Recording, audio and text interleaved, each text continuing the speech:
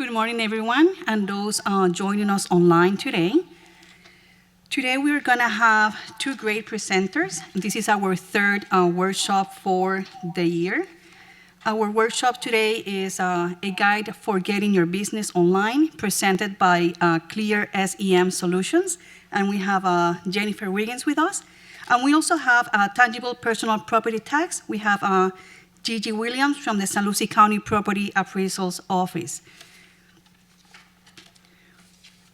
We want to thank you for your attendance today, and congratulations on your decision to start and expand your business. We do have a few housekeeping rules, and they are, please silence or mute your electronic device. Also, feel free to raise your hand for comments or questions, and this workshop is being recorded. I want to start this workshop with one quote by Vince Lombardi, and it's, the price of success is hard work, dedication to the job, and hand-on determination that whether we win or lose, we have applied the best of ourselves to the task at hand.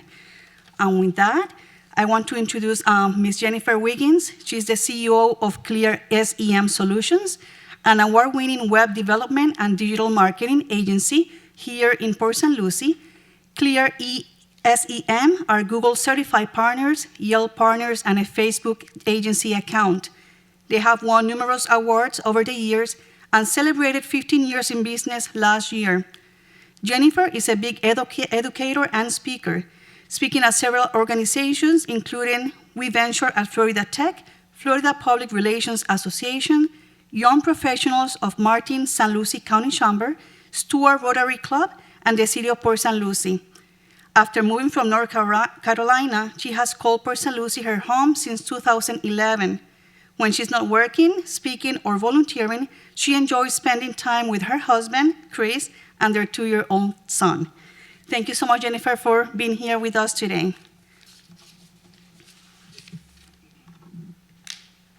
Thank you. Good morning, everyone. Thank you for joining us today. All right, oh, you're on it. Okay. So let's get started. So today I'm going to go over Google and Yelp. So this is getting your business on Google and Yelp.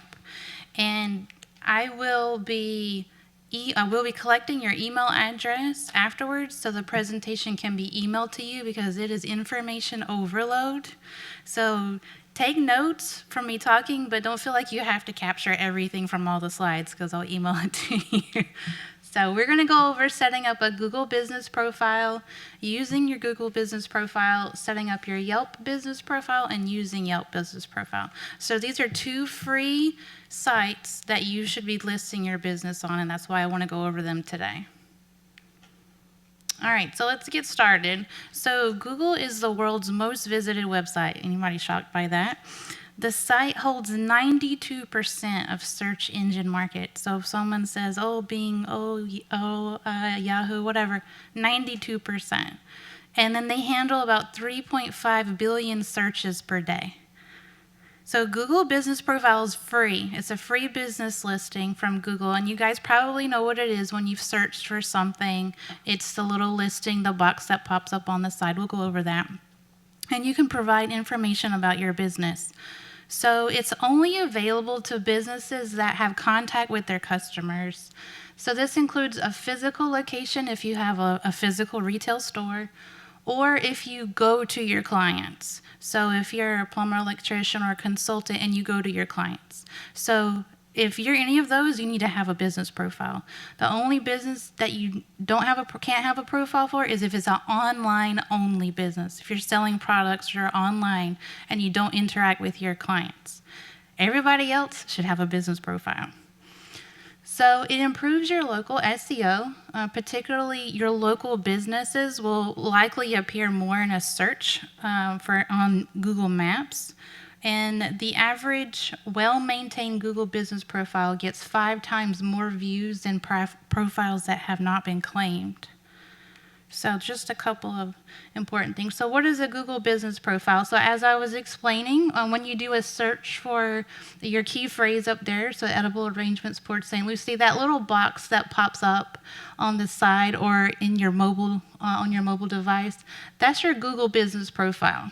So if you haven't already created one yourself, but you've been in business for a while, there may already be one created. Either Google created or your customers created it. And so you can go and claim it, or if you had created it yourself. So this is where you can claim it and optimize this profile. That's what we're going to go over today. So this is your local, your map listing, and then over on the left-hand side, those are your organic listings that appear on Google. All right, so how do you get set up on Google? You do that in 3 steps. So the first thing you would do is you would go sign up on google.com/business, and you're going to have a little box that pops up that asks you to sign in. So if you already have a Gmail created, then you can sign in with that. I'm going to tell you that I would recommend not using your personal Gmail address that you've used for everything under the sun. Actually create a business Gmail and use that to start claiming your business profile, because if you're using your personal Gmail that's getting hundreds of emails of spam all day, and you're going to miss those ones that are coming in from your notifications from customers. So my suggestion is you create a business profile under Gmail, which is free also. So you're going to sign in or create an account on that, get set up, and then we're going to enter in your business information, and then last stop is verifying your profile. So Google, important, yes. So Google has to make sure you are legitimate, and they do that by verification. So as I mentioned, when you click and sign in, you can either type in your business name there, and if you can't find your business, then that means you don't have a profile created yet. Then if something does pop up, chances are one's already created for you, so you can click to claim it. But that'll be the next step that you do. If nothing pops up in the search, if you're fairly new, then you would just click on Add My Business to Google. And then if it does pop up, you can click on Claim. So after you're entering your information, something that's really, really important is, this is what gets a lot of business owners hung up on, is, do I enter my home address? So if you do not have a physical location that you do business in, and you're working out of your home, but you go to your customers, do not put your home address on Google, because it shows customers your home address. So this is where you would choose, do you want to add a location customers can visit? So think about, do my customers come to my house? Then you would put yes or no. If you have a retail space, they come to you, put yes. If you go to them, you put no. If you put no, then the next box is going to pop up, and it's going to say, where do you go to serve your customers? And this is your service area. So how far you travel to go visit your customers. So you can put up to 20 service areas in there, and you can do zip codes, you can do city, and you can do counties. So you can put those types of areas in there. So just think about that. Froggy this morning. If you currently have a Google listing and your home address is showing today, when you go home, take it off and change it to a service area. Google is starting to penalize businesses, and they'll suspend your listing if you have your home displayed, address displayed, and a service area. Okay, so you want to take that off. And then you don't want a mad customer coming to your house, right? So just go ahead and fix that. So that's really, really important. Another thing that happens is your family member, friend, sister, uncle, whoever, someone created your business profile for you, and it's under their Gmail, and you went to claim it, but you don't know what it's attached to. So it will tell you that this business has already been claimed. Well, you can click on that just like it says. This business has already been claimed, and you can click on request access, and it sends them a notification that says, hey, so-and-so is trying to claim ownership of this. Do you approve? If they ignore it, they have 3 days to respond, and then Google will make a decision of getting it to you or not. So you can try and request ownership if someone did take it or claim it from you. So don't feel like all is lost if you see that. A couple of other things that are important is you want to make your profile, you want to fill every box out on your profile 100%, because Google likes when you have all your fields filled out. That means that you're offering a lot of information to your customers, and that you can show up more in search results. So your business name, your business address, versus service area, or if you have a retail location, your phone number, your website, categories, which we'll go over in just a minute, description. So you want to fill out all those informations, all the information on that profile. Just don't skip over it in a hurry, just trying to get it done. Go and fill all those in there. And most importantly, after you do all that work, if you do not verify it, nothing happens. So when you get to this screen, it says, how do you want to verify? So it will either give you an option by phone, which it doesn't always do that, or it'll give you an option by postcard in the mail. So if it says postcard in the mail, what they're going to do is sometimes they're slow. I say 5 days, sometimes it's 2 weeks. You'll get a little postcard in the mail, and it's going to have a code on it, like a couple of numbers.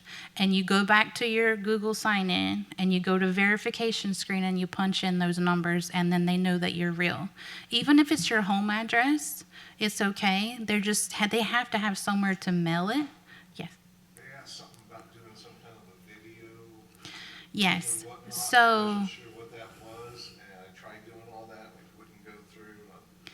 Yeah, so his question was, he had a verification request after he did that to do a video verification. And so because there's a lot of spammers and scammers making profiles, that they're catching on to that, and their way to prove that you're real is they want you to do a video with them, with one of their reps, to show your business and show who you are. And they usually give you a checklist of they want to see either a truck with a logo on it, or they want to see your business license, or they'll give you a list of what they want in the video to prove that you're real, because there's a lot of people making fake business Google profiles. And so it doesn't always work that well. So if you do have issues, you can come see me afterwards. But they don't always, but they will. For certain industries, you may go through that whole thing, and then they say, we haven't approved you. We need a video verification to make sure you're real. If they do a phone call, then they're going to call that number, and they're going to give you an automated digit code that you would plug in if you get that option. Not everybody does. But you must verify. Your business listing will not show on Google until you verify. So now let's go into using your business profile. So you guys anybody never searched on Google? Okay. So when you search on Google, what does Google's program, what are they searching for to give you your answer of what you're looking for? So they're going to look at the actual distance from the person conducting the search. So if you're holding your phone or you're at your home on your computer, they're going to look at the distance from that person to the search result. They're going to look at the category and how relevant it is to what the person just searched for. They're going to look at how complete and accurate your profile listing is. They're going to look at your photos, and they're going to look at your reviews and if you respond to reviews. So in like a matter of a half a millisecond or whatever, they look at all that, and then they give you your search result. It's crazy, but that's what they look for. So these are the things that you want to keep in mind. So your business name, there's a couple things with this, and it can get tricky, but you want your business name to be exactly what your business name is. I've seen quite a few add some keywords or add some things onto the end of their business name. You want to make sure it reflects what your actual business name is. Your business address, we did talk on that already. And again, you're going to get these slideshows if you want them, so don't feel like you have to try and read all that. And this is an example of a service area. So if you plugged it in, by county or by zip code or whatever, those areas highlight on the map, and those will show to your search result customers where you do business at. And then your phone and, your website, you want to make sure that information is correct. So your description is super important. This is your chance to tell Google exactly what your business does so that you can show up better in a search result. So treat it like your elevator pitch. Put keywords in there that you feel like if someone went to Google and typed in, dentures or whatever, or ice cream shop or whatever, you want to put those keywords in your description. So I did give you an example, and you can go back and read that, and then go back to your Google profile and kind of edit yours to follow that same pattern. And you have 750 characters, so use them. And Google's going to scan that when someone's doing a search result, and you could pop up better. Categories, probably one of the most important factors in a Google search result. So these are you can't manually make them. You have to pick from their drop down, but you want to choose your primary category. I always say make it your money maker. If you do several different services, make your primary one your money maker. They don't even allow you to do that. Well, so like in this one, it's repair. So you could do air conditioning repair. And then you can do the other drop downs underneath that. That's kind of like but you want to use all of them. Use every. When I first set it up, like, for me, I own a gutter company. Okay. When you try to put in gutter installation, the only thing that will allow you to put in is gutter cleaning. Yeah. So that's your primary, so the only way to let you set it up. Yeah, You that's can add the. all the extra stuff afterwards, which I listed a whole bunch of stuff, but I just didn't understand why it wouldn't let you do what the actual business is. It only let you do a They certain have preset categories, so you have to unfortunately choose from them. And there's going to be a handful of businesses like Gutter that just they don't have a big category for it. So do the best you can, but make your whatever the best one you can. Make that one your primary, and then your additional category. But use your additional categories. Don't just use the first one and then leave it. Use those other ones because again, Google's going to search your profile for that. Hours and your hours. So this is really important because let's say you have a retail location and you're closed for the holiday or whatever, and a customer drives there and you're closed and they're mad because Google said you were open, but then when they got there you were closed. So this is really important. Keep your hours updated. They have a section on your profile where you can put in special hours, and you could literally fill out the entire year for holidays if your retail location is closed, and that way it'll display that it's closed because of the holiday. So you can go and do that, and I highly recommend that. If you need to be 24 hours, you just go in there and you can literally select open all those days and put 24 hours in there, or if you have a 9 to 5 or 8 to 5.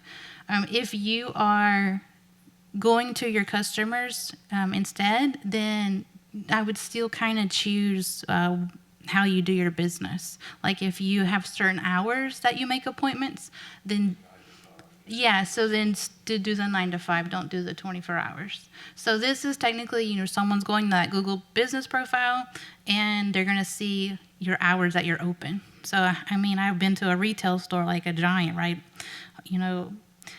Michael's or whatever, and their hours say 10 o'clock or 9 o'clock, but I get there and the store sign says 10 o'clock. I'm like, you really didn't update your Google profile? So you guys know what I mean. Yeah. So I have a business where I go in by appointment only. Mm-hmm. So I have a certain time frame that I'm open and available, and I keep that. But that doesn't mean I'm going to be at my physical place. Is there a way to say I'm available, but it's by appointment only because it will be closed? Yeah, I would probably. She asked she's by appointment only. So if you have someone at the front desk that'll be there, you can do hours. If not, I wouldn't put hours in there at all. It won't say closed, but I just wouldn't put hours in there. Products and services. So if you have products and it has an online store like Edible Arrangements, you can physically link it so people can purchase off Google, which is really cool. But if you have services, you can do the same thing. You can go and add your services in there, and those will display on your profile, like literally on the homepage, it'll show what your services are. And if you have products and services, you can do both. If you you don't have to sell them, so like let's say it was just a picture, you can still put the picture of the product on there. And then your attributes, these change every so often. So these are, are you a veteran business? Are you a women-owned business? Do you have wheelchair accessible? Do you have parking? Is it kid-friendly? Like you guys have probably seen all the different options on there. Just sit down and give it a little bit. Sit down and go through all the options and choose which ones apply to you. Because again, this is just making your profile 100% in Google's eyes, and they're really going to like you. Question, how often can you update that? As much as you want. Yeah. When you do updates, I think Google will say pending review, and it may take 3 days. He asked how often you could update those. So you can go and make any updates to your business profile, but it will say pending review, and once Google reviews it, it'll approve it. But sometimes it does take 3 days. And photos are super important. As you guys know, we live in a photo and video world now. So you want to do the same thing. If you have a place where people come to you, your store, put pictures in there, inviting pictures that make someone to come visit you. And if you are a service, you could do, a picture of installing gutters. So you could put a picture of that. You could put your logo in there. And so, but you still want to use that section for photos. And then you guys will get this presentation. So here's just some things you need to keep in mind for your photo size and quality. Don't post a super tiny fuzzy picture that no one can see. Do not take pictures off of Google and use them as your own. That is illegal. Make sure that they are your own pictures. And again, we talked about changes. So Google will think that they know better for your profile, as well as customers will submit edits to your profile. So when you log into your profile, you may see these types of warnings, and Google's going to give you so many days to accept it or deny it. And so you want to go and make sure the information that they're trying to update, or maybe a customer said, these hours are wrong. Do you accept these hours? So you want to make sure you're logging in every so often and looking at what they're trying to do. Yeah. Okay, so when these pop up, do you get an email stating there's been a change to your Google account? So you No. have to constantly check? Yeah, you want to log into, which you should be logging into your dashboard, a couple times a week, and we'll go over that. But no, they're not going to send you that a user submitted a change in your hours. Yeah. So you just want to make sure you log into your dashboard and you see that.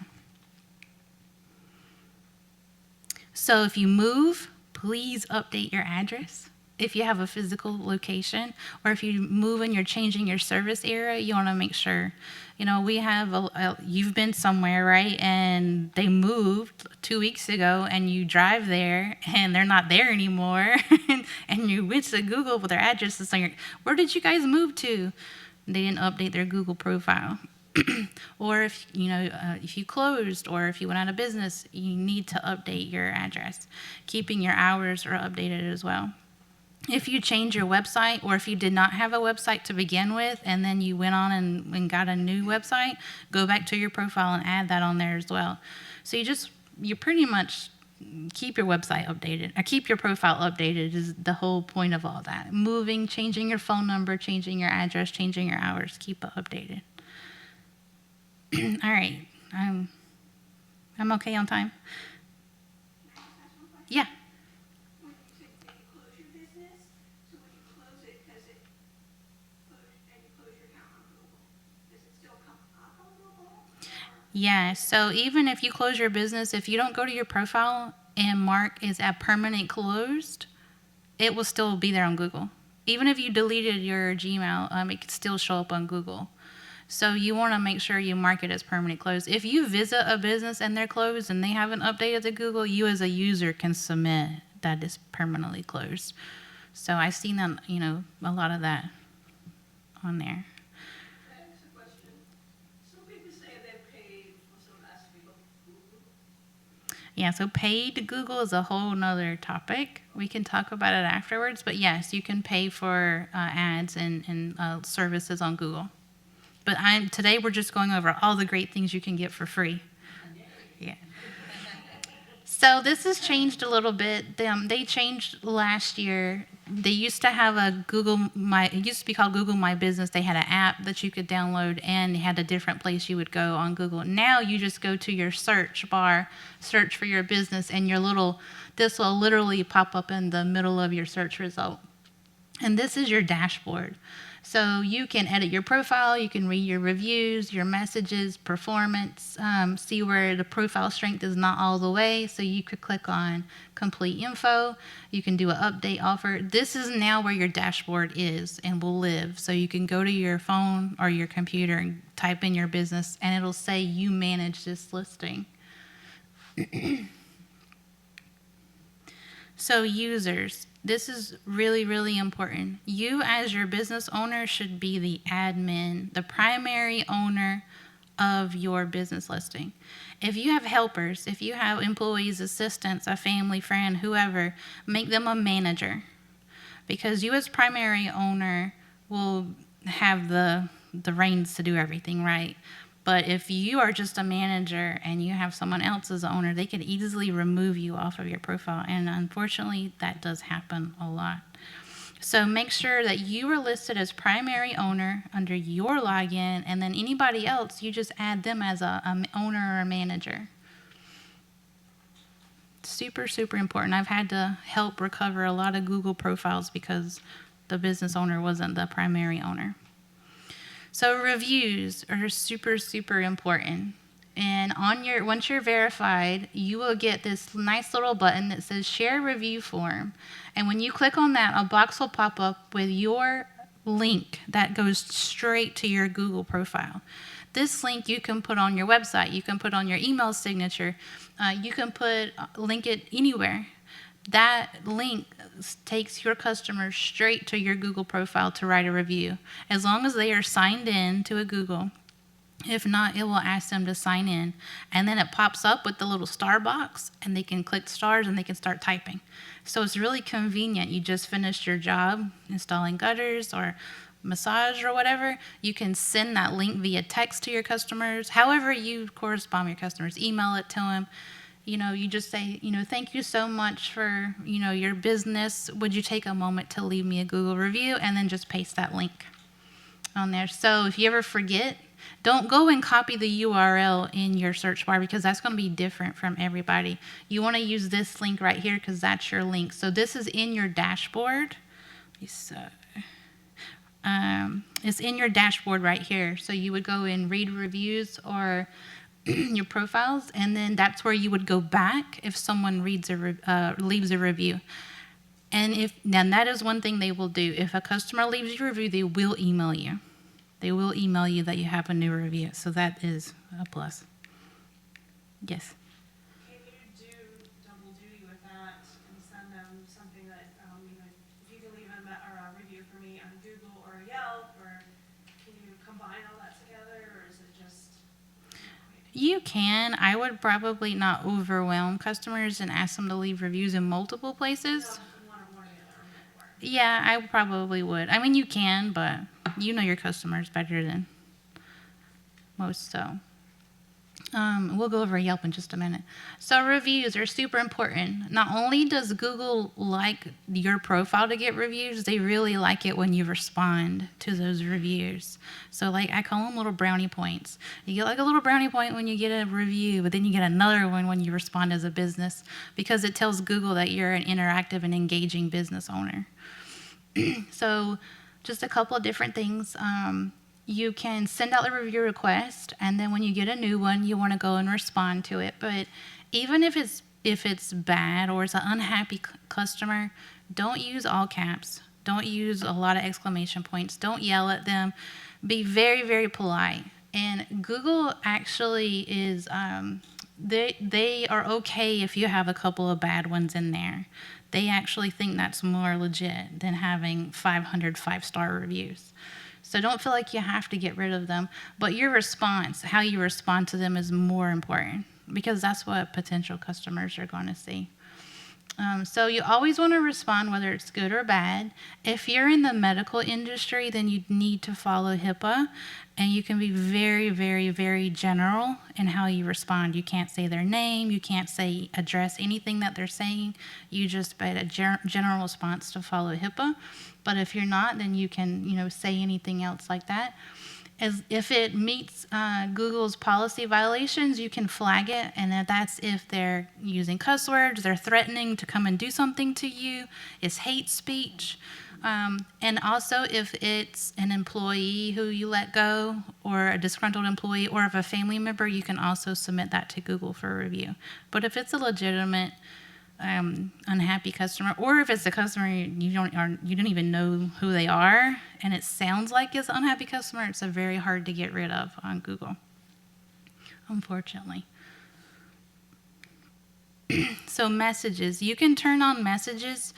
So this shows up on your mobile phone only. It's a chat, and so I would say if you're a pretty responsive business owner, turn it on. And that way, if someone has a question, it's another way they can get a hold of you pretty quick. So they can hit the chat button, they can send you a message. It's going to send you a message that you have a pending chat, and then you want to respond back to it. So the only thing I'm going to say is Google has requirements for turning this feature on. If you don't respond, let me see if I didn't put it on here. I think it's if you don't respond within 24 hours consistently, they will turn the feature off because you're a non-responsive business owner. So they do have requirements for that. But that's just another way for potential customers to get a hold of you. And then if you're used to Facebook, Google added this feature. You can go and post on your profile. You can post offers if you're doing a special offer. You can post events, like we posted this event today on Google, so now it's under Google Events. You can do what's new, you can provide information, you can do celebrations. Really use this because Google's going to take that information and they're going to put it on Google. They're going to put it on the search. So if you're like business workshops in Port St. Lucie, this is going to pop up. So go and use these features. You can post daily on there. And it'll go in your feed. There's also a question and answers place. The thing that I don't like about this is the public can answer your questions for you, but it can be helpful too. So I just put like example, Lion Country Safari. If you guys haven't been there, you should go there. But someone can go and ask a question, and then users can go and respond. But you can monitor that. You can go and respond also, and it's on that dashboard that says Q&As. On there. You can also make your own questions and answers if you really wanted to. And then insights are really, really important. This is free information about your customers. So you should be in this thing at least once a week looking at your information. It is going to tell you people who search for you on phones, people who search for you on their computer. Did you show up on the maps? Did you show up in the search? It's going to tell you on the information. It's also going to tell you what people searched for keywords to find your listing. This is super helpful information that's free. So go to your dashboard, click on the little performance icon. You can change your date range up at the top there and get information for your week, day, quarter, and look for this information. It's also going to tell you how many people called and then when did they called. So like you can get it down to the day or the week. You can see your call trends, how many calls you had. This is someone physically going to your Google profile and clicking the call button, and then it rings to your business. This is if they ask for directions on how to get to your retail location, then it'll show you that. And then how many people click to go to your website.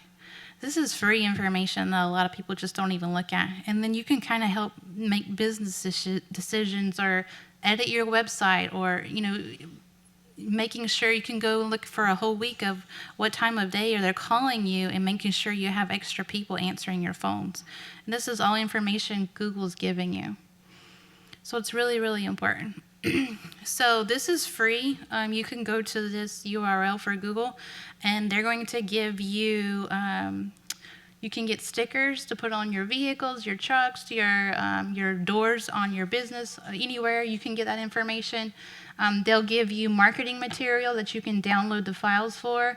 You can also create a video from them. So this is free information. So again, you'll get this slide. You can go back to that URL and get that free information from Google. And then, super important, this is a more sneaky way, I guess, to contact Google. So you would go to support, and then at the very bottom of the help is a contact us. You have to put in a bunch of information, but then you'll either get a chat if the chat's available, or an email, and you can directly email Google instead of just trying to go through your profile. So you'll get assigned a ticket number, and then you can email Google, and they usually are pretty good about emailing you back. And only do this if you're really trying to fix something. In the case of you can't get the video, then go through their support channel this way instead of just trying to go through the profile. 5 times. Because you have to enter all that information every single time. Yeah, you do, unfortunately. And then you also can go to support.google and go through a lot of the stuff that I go over today. You can find it. I just put it in a nicer presentation for you guys. You can find that information for support. So I want to go over Yelp really quick, and then I know we have 10 minutes for the property appraiser. So Yelp is the second most popular online review site in the U.S. Half of Americans go to Yelp before they make a purchase, and 80 million people visit Yelp monthly. So it is not a site to forget about. They started in 2004, and something that's interesting is Yelp is integrated into Apple Maps and Siri, and then in the BMW, Lexus, Toyota, all those vehicles, it is the in-dash app that it uses for search. So you want your business to show on it.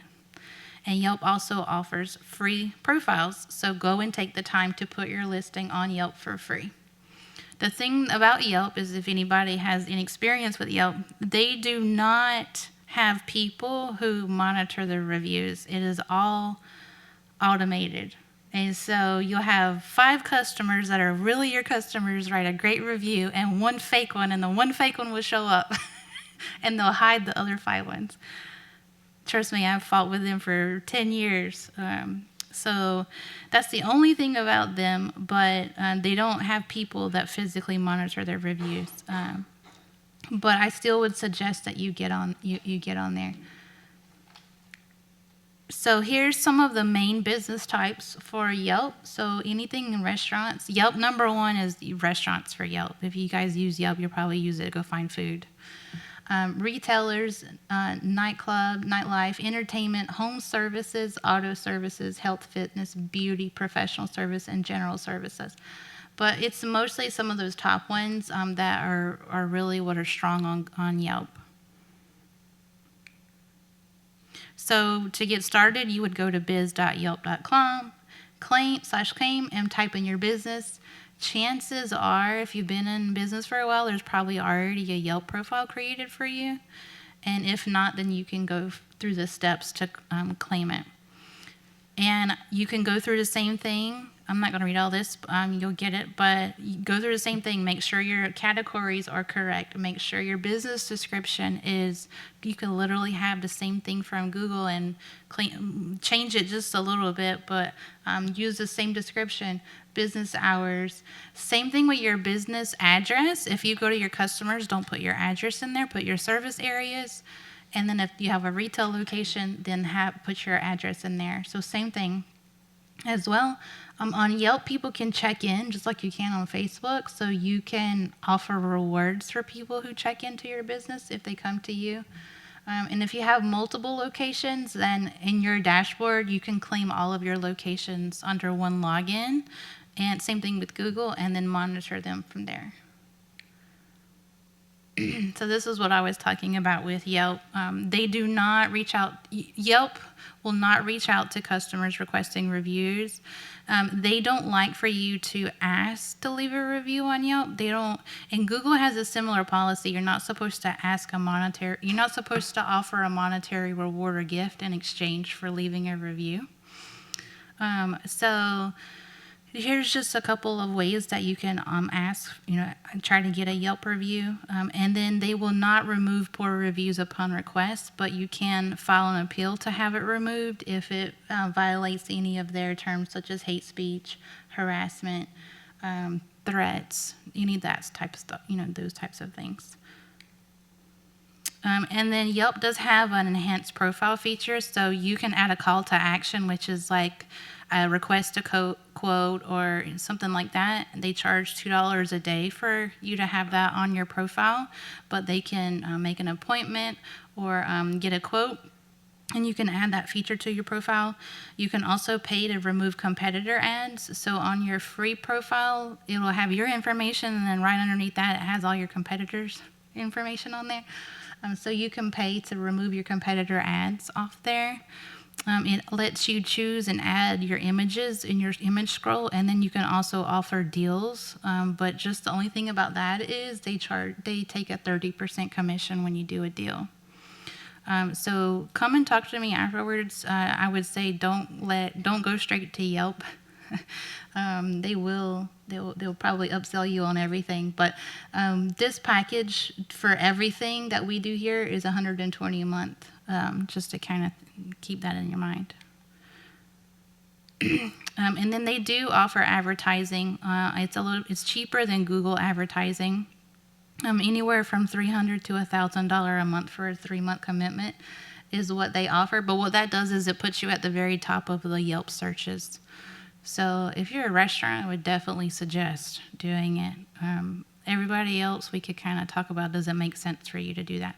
So we're Yelp certified partners, so we get a lot of benefits that you, just as a business owner going to Yelp and advertising for, would not get. So I would say use a Yelp certified marketing agency so you could get added benefits. Like, for example, if you were advertising with a $300 or $400 budget, I get to give you another $100 on top of that. So they're not going to give you that. And then they also give you insights to reviews similar to Google. You can look at calls from your profile, website, clicks from your profile, and then you can break it down by month. There's a whole dashboard of how you're performing on Yelp, so I would definitely suggest reviewing that. Just make it a habit, like every Thursday morning I'm going to review my Google and my Yelp dashboards, or Friday morning, or however. And then they do have a free resource center, and this has a lot of articles that are really, really helpful on how to optimize your profiles on Yelp and how to use Yelp. So I would say take a day and just really go through those articles and beef up your free profile. And one other thing I'm going to say about Yelp is just beware that once you create your Yelp profile, they will hound you by phone like every day. So you just have to, if you answer them, just say thank you. So they're going to assign you an account manager.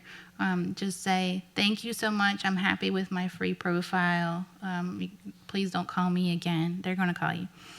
The benefit of using a Yelp certified partner is when you're a client of ours, that gets removed. They're not allowed to call you.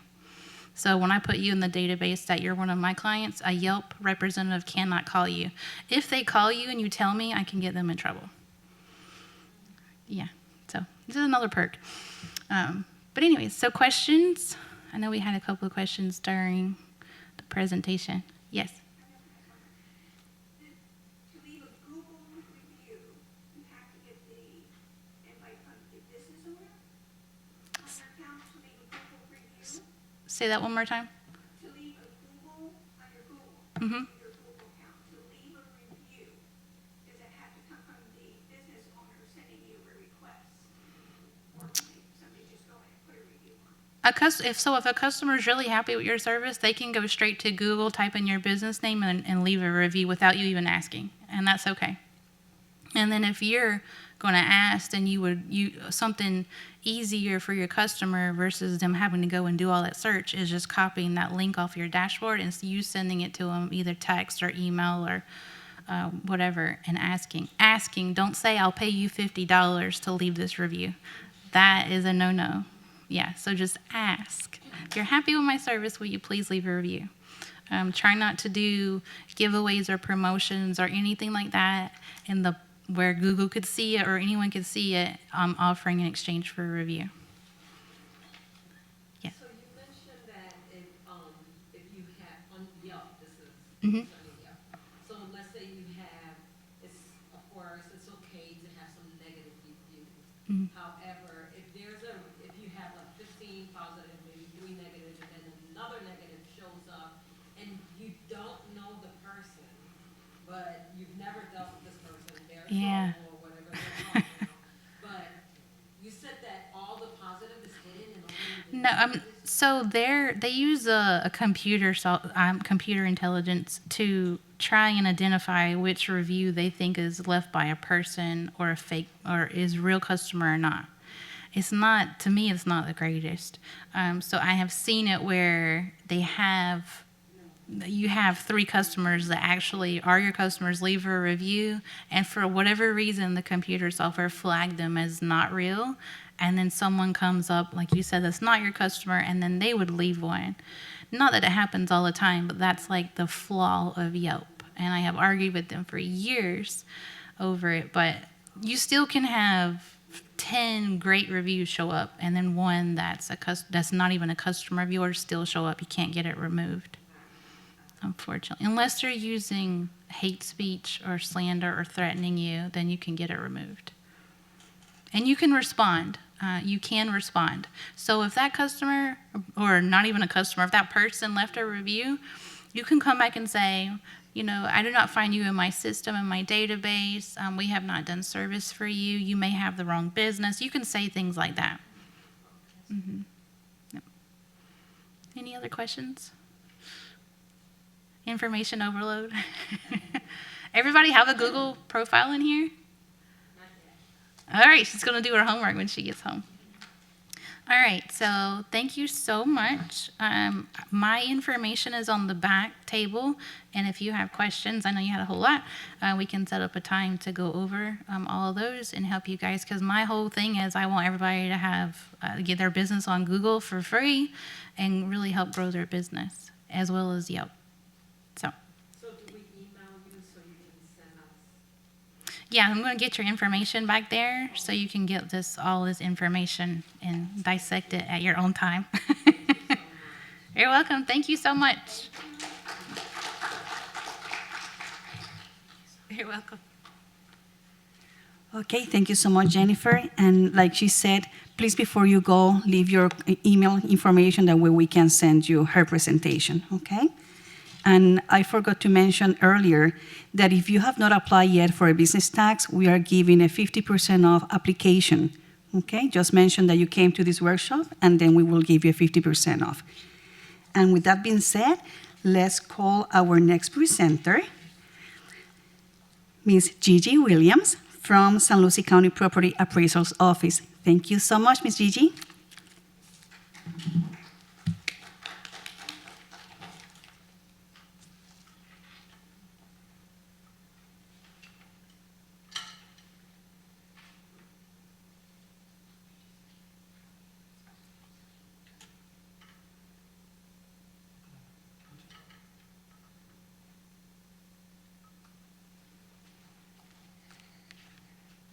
Good morning.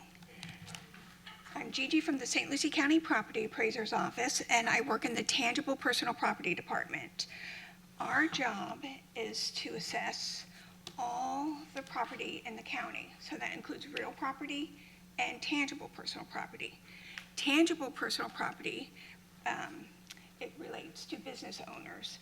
So when you are an owner of a business, you usually purchase equipment, assets, supplies for your business.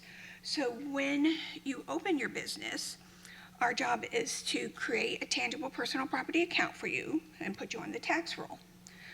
The form that I gave you in the packet, this is a Department of Revenue form. They provide this form to our office, and this is the form that you complete when you have a business. Now, the important dates that you have. So the first one we want to talk about is January 1. January 1 is the assessment date. So if your business is open on January 1 of the current year, you would file a tangible personal property tax return. So if I open my business June of this year, the first tangible personal property tax return I would file would be 2024, because I was not in business as of January 1. Now, if I have a business and I sell it in June of this year, I was the owner of January 1, so that's the assessment date. So the assessment is based on ownership of January 1. I sold it. So what you want to make sure to do when you have a business and you sell it after the assessment date and your bill of sale and your sales agreement is to address your tangible personal property taxes. So if you have a business, if I have a restaurant, and last year my assessment was $50,000 on it, so I would have a tangible personal property tax bill. I would want to make sure when I sold it in June to address those issues of the tax bill, because I had it for half the year, the new owner is going to have it for the second half of the year, and my sales agreement, to make sure that when the tax bill comes out in November and you are no longer the owner, we are provided that information. So when you sell your business, we recommend that you notify our office, and what we have in the package is a tangible personal property account status change form. I also have it online on forms, tangible personal property forms.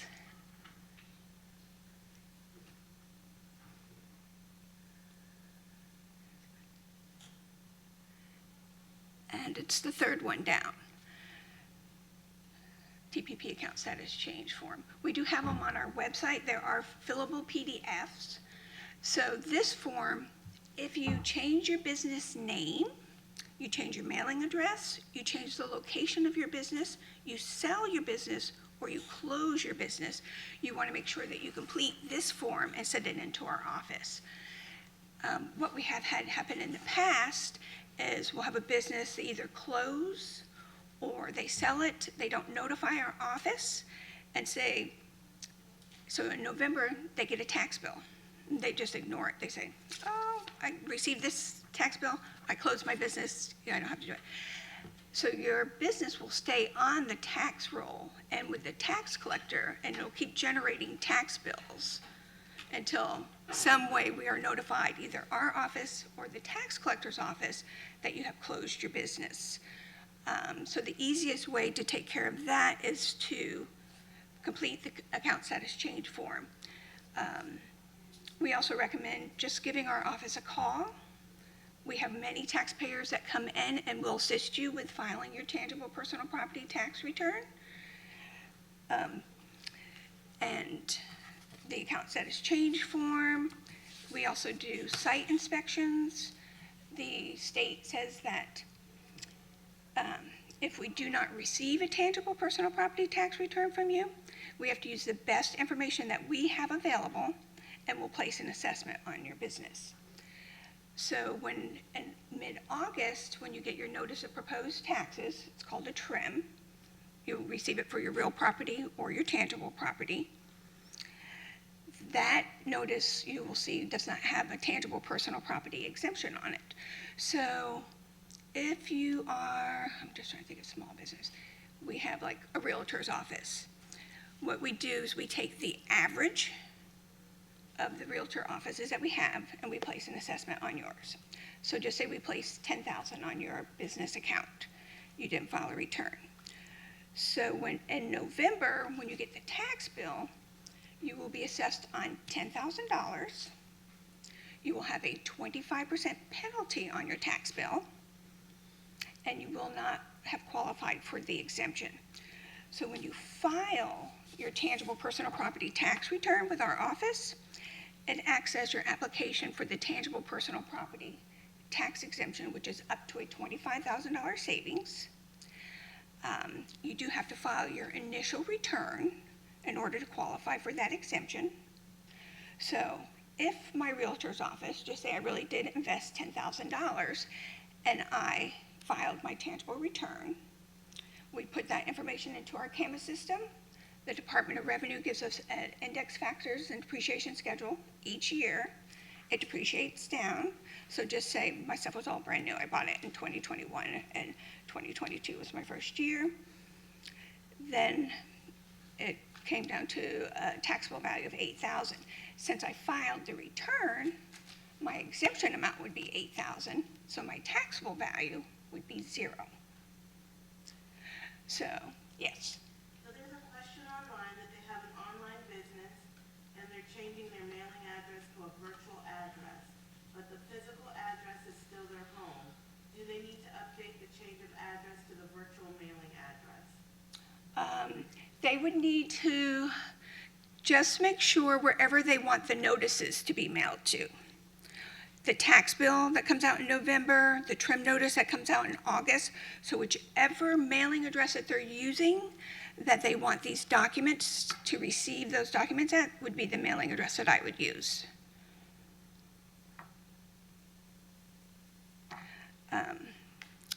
That way you make sure that you get all your paperwork.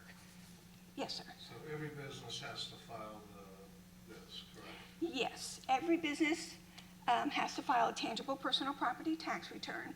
There is no minimum of value for a business per the Department of Revenue. They So, didn't say anything when I got my tax receipt and everything that part of that, so that's why I was curious. yeah, tangible personal property, it is required for every business. The form is available on the Department of Revenue site. It's available on our site. So what we try to let business owners know is if you get this form in the mail from us, or if you don't get the form in the mail from us, it is still your responsibility to file your tangible personal property tax return. When did you go into business? I just got everything done at the end of this past year, 2010, it was 10/13 of 22, so I got the Okay. tax receipt. All right, so you would file this year for 2023. They're due by April 1st. You can file for an extension. We do have online. We have where you can file for an extension to extend the filing date to May 1st. So that gives you an additional 30 days to file. I still recommend, even if you, for some reason, can't get it in at May, you get it in June. We accept it through June. We accept it through July. Just make a notation with it why it wasn't filed timely by April 1 or May 1st. If you had to file it late, we do take that into review. The property appraiser's office does have the option to waive the penalty for first-time filers. So we can waive the penalty on it. I'll get it done, I just didn't know anything about it. So let me just see. So, some of the important points that we have and what we try to do is just to get out there to let people know that about the tangible personal property tax return, that it is a requirement, that January 1 is a very important date, April 1 is a very important date, May 1st is an important date if you file for the extension, because it does give you the additional 30 days. And if you do the extension request online, you're automatically granted the 30 days. You just fill it in, submit it, and then you have the thing. Now, on our website, can you go to our website? And I was going to show them a record card. So on our website, if you go back to the homepage, okay, you're going to search by real estate and TPP, the first box. Thank you.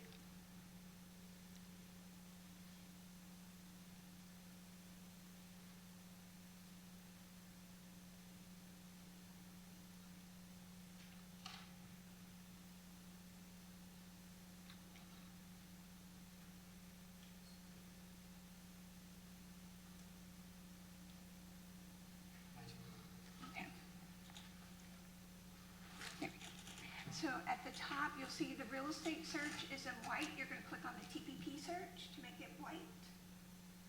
Where it says Michelle Franklin, yes. GG. Then, let's just scroll down. We'll just pick a business. I don't want to pick one that's really big. Do a one tree experts. Record card. Record card? Yes. So we just redesigned our record card for the tangible personal property on our website. We now provide taxpayers with their 3 years assessments on their record card so they can see what their value is.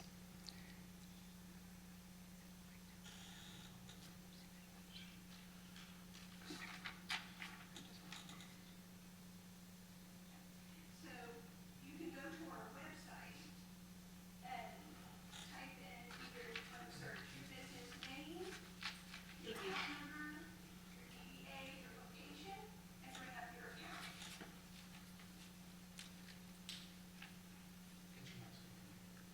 So you can get the information on your account. So you can look at it. So you look at it and say, oh my gosh, I forgot I changed my mailing address. So then you can click on the tangible personal property form link. It will take you to the forms, fill out the extension request, and we can update your mailing address. If you look here, this taxpayer, so 2020, his taxable and assessed value was $1,235. You can see he has the exemption. And so his taxable value has been 0 for the last 3 years. We have where it says filing return information this tax year. No, we haven't received a return from him. What is really nice about if you have a small business and it's under 25, once you file your initial return, you do not have to file another return unless you add equipment that brings you over 25,000. So once you file your initial one, you get the exemption, you're good to go. The only thing that you would file is if you close your business, change your mailing address, change the location, any changes, you would just want to notify us. Because even though you have a 0 taxable value, you're still on the St. Lucie County tax roll. Now, if this was one where we had placed a value on it, his exemption would say 0. And you would see a taxable value, and then you would have a tax bill. So if you looked at your account and you saw 0 for the exemption, then you may want to contact us and say, I thought I filed last year. We can double check to make sure if you filed. If you didn't, we'll explain to you that you need to file a return. You can also from here, you can do the TPP request for extension for filing date. It does expire on March 31st. You have to put that request in before April 1. Now, we do have new this year, our online filing system. This is the first year that we've put it on. And when we mailed out the returns, we had a welcome letter with it, which gave you a PIN code to use. So once you have an account, established account, you can do your filing online. You don't have to file on paper. It'll automatically submit it to our office, but you do have to have an account to do the online filing. That is new. Let's see what else we have. Do I have any questions about the record card? Now you are going to want to, where it has a 7-digit number, that is the number that you would use, your account number, for the extension request, to file online. Any of the forms from our office. If you have an older account in your business, you could possibly have 3 different account numbers as our system has changed. So you could have a different account number on your tax bill. But they are going to put our new 7-digit account number on the tax bill too. So if this was one where they had to file and they already filed their return, it would say return received yes with the date. So then you would know that your return was there. Now, filing the return, you can do it yourself if you have a CPA, if you have a bookkeeper, if you have a tax agent that files for you. If you have somebody else that files for you and you're having them sign your return and you're not signing it, then you need to make sure that you include a letter of authorization that says that they're authorized to sign the return, because the information that you provide us is confidential. So, in saying that it's confidential, if you're going to buy somebody's business, you definitely want to go to the tax collector site, make sure they don't have back taxes due. They may not have paid their taxes because the taxes follow the equipment, not the owner. So if you buy their business and they have 3 years back taxes due, and you didn't look, then their tax collector, they have what is called revenue recovery, will come to your business because they're going to try to collect their taxes. And they're going to show you and say, well, you have the equipment, you're liable for the tax bill. So we do recommend that. Yes, sir. So if you have an accountant, they take care of this for you, correct? Yes, just make sure. We have had in the past a few accountants call us and say, well, they're under 25. And then I just remind them that even though you're under 25, you have to file the initial one to get the exemption. And we really want all businesses in St. Lucie County Susan, to get their exemption. the other day, so. Yes.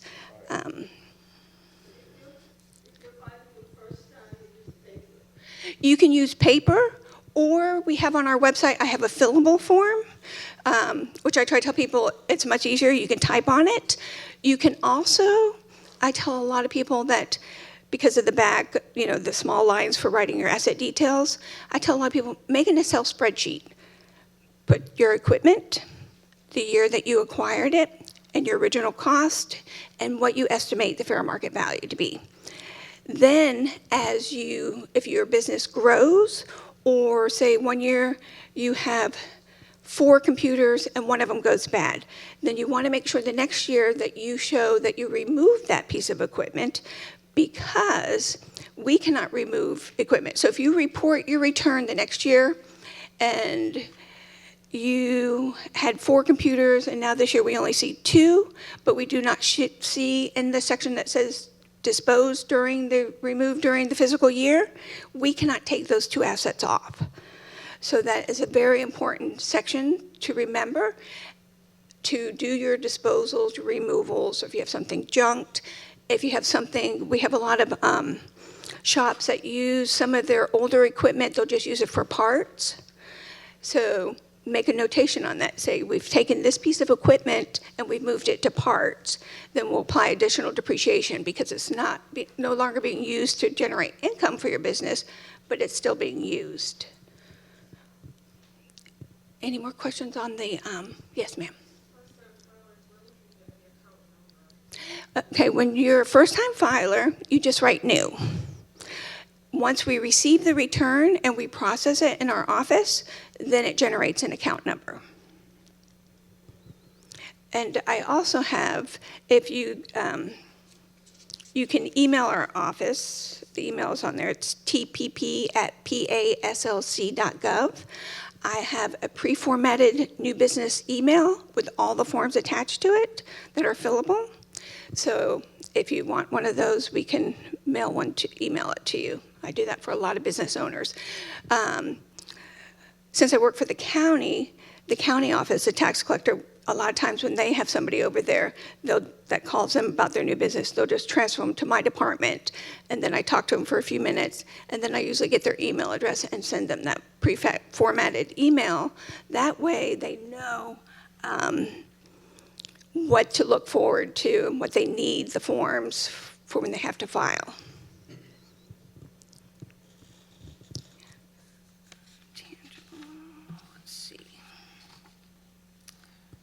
So I'm just going to kind of go over a couple of the real important points. One, again, like I said, the assessment date is January 1. So it's equipment that you have at your business on that date. So if I started my business in 2022 in December, and just say, yeah. Okay. So if I bought equipment in December, and I'm opening up a pizza restaurant, and then I put the equipment in. So that equipment I report on 2023 as 2022 equipment with my original cost, the year that I purchased it, and what I believe my fair market value is.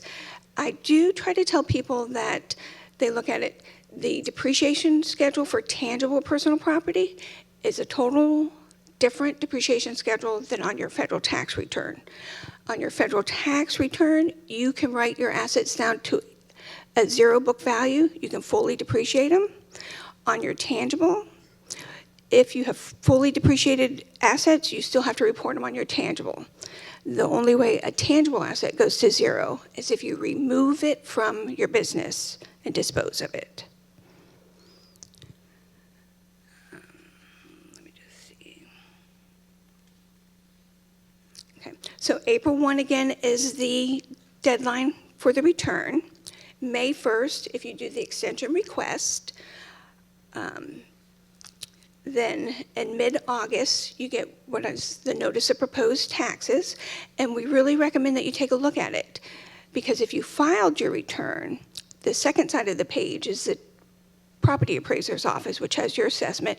Make sure you see your exemption there. If you don't see your exemption for any reason, call us. Let us take a look at your account, make sure that our system populated it through. If it didn't, we can review it. We can do an amended trim and send you a trim that has your exemption on it. November is when the tax bills come out through the tax collector's office. Just see if there was anything else. Oh, one important thing is to remember to sign and date your return. We cannot accept them if they're not signed. And like I said, they're due April 1st, May 1st if you have the extension. We do receive returns in June, we receive returns in July. Our cutoff date for the trim notices is usually close to the end of July. Once that date comes out, then the trim notice that we send out, if we send you a trim notice out and you're a new business and we placed a value on you, that's your assessment for that current year. Because it is past the time to be allowed to get the exemption.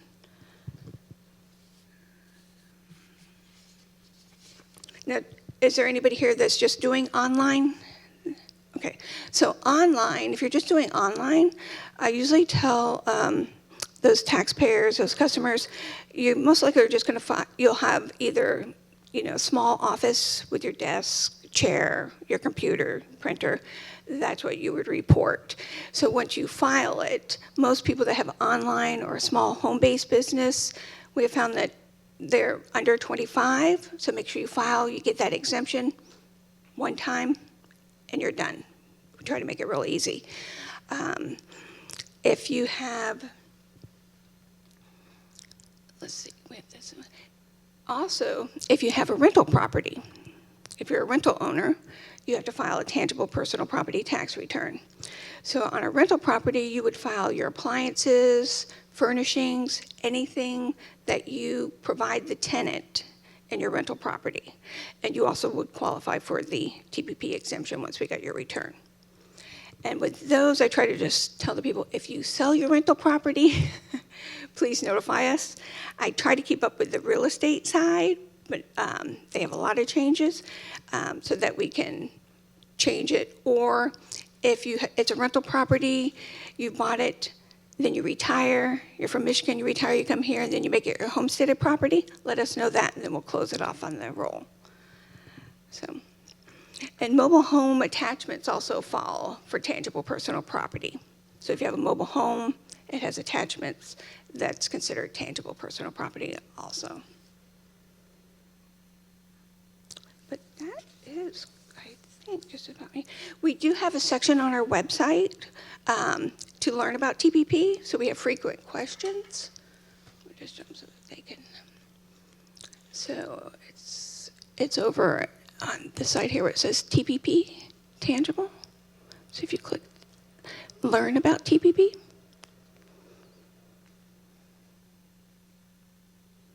you have to click on it, I think. Okay, it's reading. Okay. So we do have a section on our website. It says learn about tangible. It says what is tangible personal property. It's pretty much everything that's not real estate.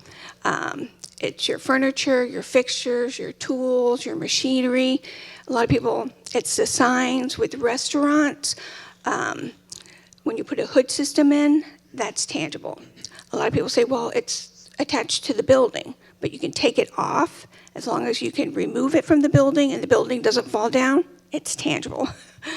Then we have questions like who is required to file. If you click on it, it'll give you a short little answer.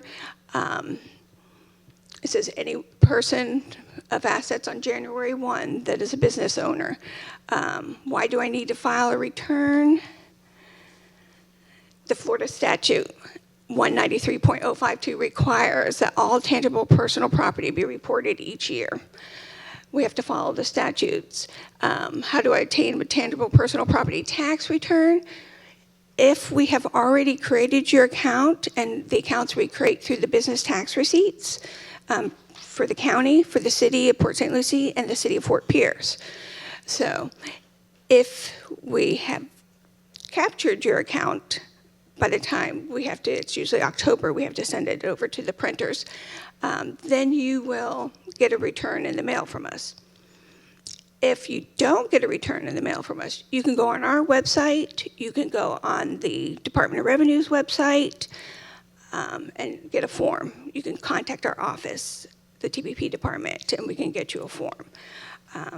But I just try to really stress to people that please make sure that if you have a business, that you just file your tangible personal property tax return, because we really, yes, ma'am. I have a question. I filed new last year. This will be my first year having an account. Where can I find my account number?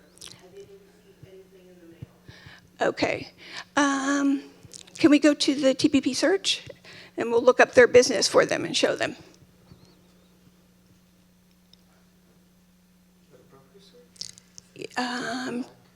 Tangible personal property search, yeah.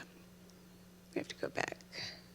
So we're going to click on the real estate, this first square that says, nope, one more up. Sorry. Yeah, search by real. By tangible. Then click the TPP at the top. So what is their business name or location?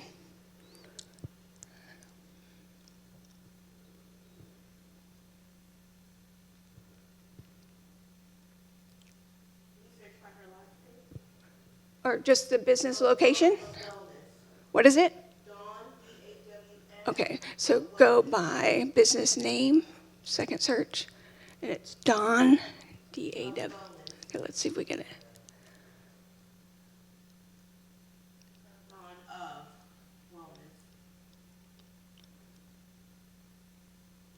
Wellness. Okay, so I don't see a tangible personal property account for her.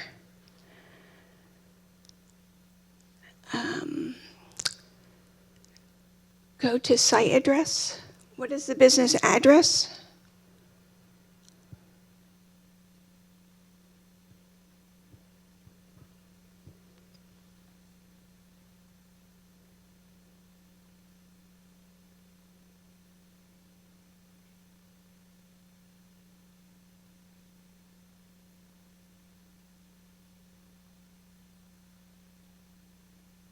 It says under my main name, Dawn Marie Holdings. So I don't know if that's a business name. Okay. It says under my main name, Dawn Marie Holdings. I don't see anything. I would have to check at the office. Can you search by owner? Yes. Yeah, the business name searches would be if it was under that name. Okay.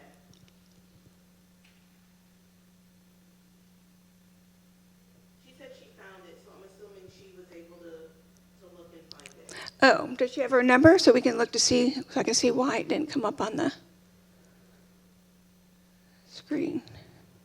It should be a 7-digit number.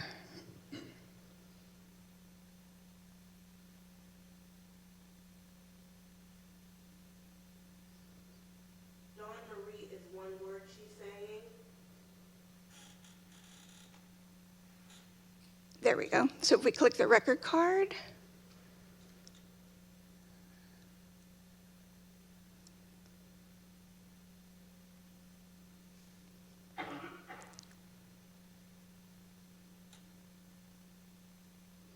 Okay, so her account number is 1037071. Last year was her first year on the roll, because she only has 1 year, and you can see she has the exemption. So her taxable value is 0, so she would not receive a tangible personal property tax return from us this year because she's not required to file unless she's added equipment that'll bring her over 25,000.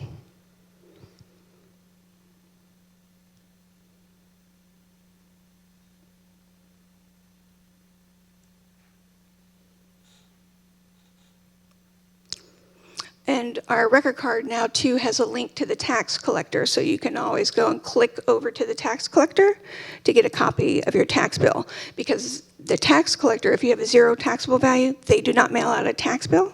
But if you want a copy for your records, you go to their website and you can print it. Do I have any other questions on tangible personal property?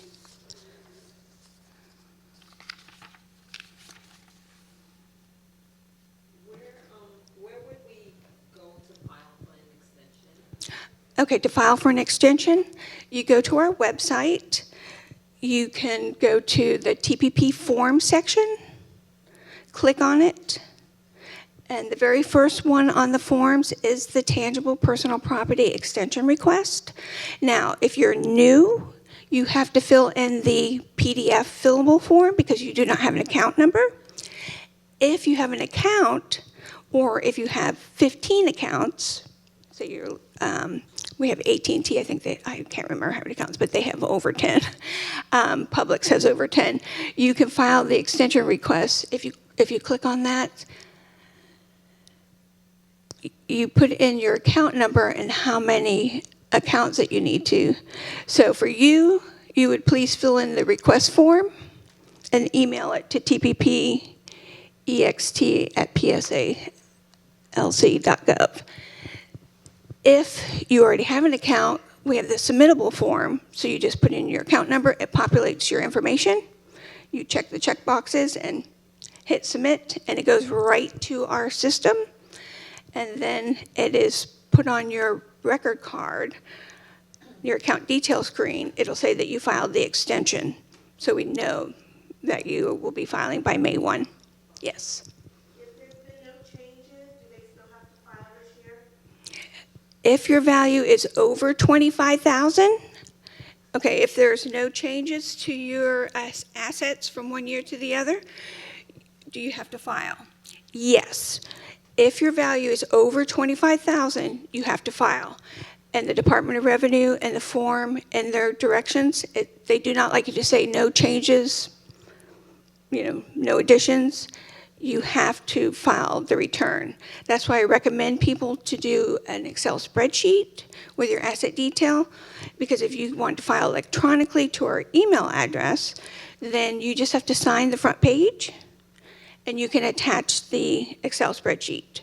If you want to do it by paper, you can still just do the front page, print out your Excel spreadsheet, attach it, and send it in. That way you don't have to type your asset listing every year. What should we have on the Excel spreadsheet? What should you have on the Excel spreadsheet? I tell people on the Excel spreadsheet, I put one column for the asset description, one column for the year acquired, one column for the cost, one column for the condition, because on the form it does have, if it's in poor or average condition, let us know that. Then one column for what you estimate your fair market value. And then I always tell people to make one column for notes, because that way, if I have my list of assets and I'm removing something, I can just type in the note something removed December 22nd, 2022. Then I know that that asset has to come out of your assessment. And then if you need additional, then just, add the lines to add your additions. If you add something, just say, new equipment purchased. You can also make the notes, like I said, if you have a big piece of equipment that you're using for parts, make a note, because we do apply additional depreciation to equipment that is used for parts and not production.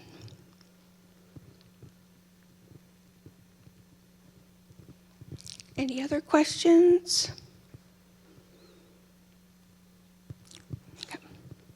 Well, thank you very much. And I said, you can call our office. It's 772-340-3340. That's the Tangible Personal Property Department. Most likely you'll get me or Chris Mitz. 772-460-3340. That's the Tangible Personal Property Department.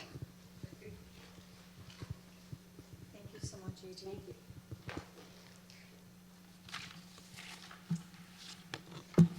Thank you, everyone, to attend this workshop today. For those of you that were watching via Zoom, thank you also. Don't forget that we will have another workshop on May 11th. That will be at 2 p.m., and this is for Get Connected and Grow, presented by United States Postal Service, and also Exporting 101, What You Need to Know, presented by Florida Small Businesses Development Center and Indian River State College. Thank you again for your attendance. If you have any questions about business tax, please remember to go to our website, City of Port St. Lucie /business tax. Our manager, Yvonne Grayson, and myself, Marieli Blanco, we are here for you for any questions or help. Thank you so much. Have a good one.